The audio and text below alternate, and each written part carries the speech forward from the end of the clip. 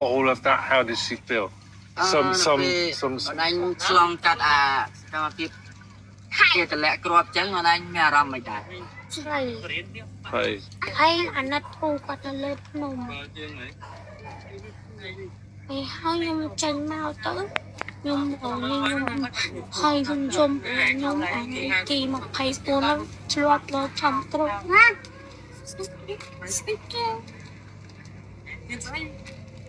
ខ្ញុំអាណិតពូខ្ញុំនៅលើភ្នំមួយជំទាវញ៉ាញ់ជំទាវពីគាត់អើយអ្នកនៅជួរមុខគាត់នៅចិត្តអើយប្រាសាទព្រះវិហារដល់ពេលថ្ងៃទី24ខ្ញុំគេបានឈាមមកខាងមុនហើយខ្ញុំរកចំគ្រាប់ខ្ញុំជិះមកពីអ្នកអូនខ្ញុំដល់ពេលហើយខ្ញុំរកចំគ្រាប់ដល់ពេលមកបានសានណាខ្ញុំជិះមកមួយម៉ាក់ខ្ញុំហើយមួយមិញខ្ញុំអីគ្រាប់ដេញតាមបតោហើយខ្ញុំថៃអើយពុយមន់ខ្ញុំថាខ្ញុំសូមឲ្យពេលគ្រាប់អីមកសូមឲ្យហួសខ្ញុំអីព្រោះចេញមកពេលយប់ហ្នឹងពូខ្លាំងហ៎ដល់ពេលហើយភ័យព្រោះអីខ្ញុំដឹកខ្ញុំពូហើយម៉ាក់ខ្ញុំមិញខ្ញុំក៏ជីតាមក្រោយខ្ញុំនេះ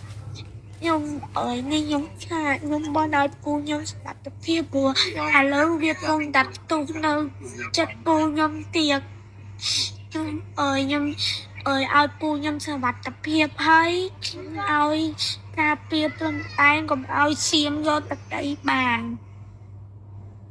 អាការ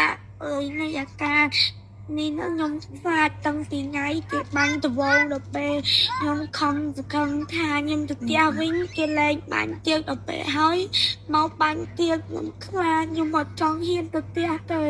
ហើយខ្ញុំនឹកសាលាខ្ញុំនឹកទៅផ្ទះខ្ញុំទៅស្រុកហើយ ខ្ញុំguitar on fine. ចា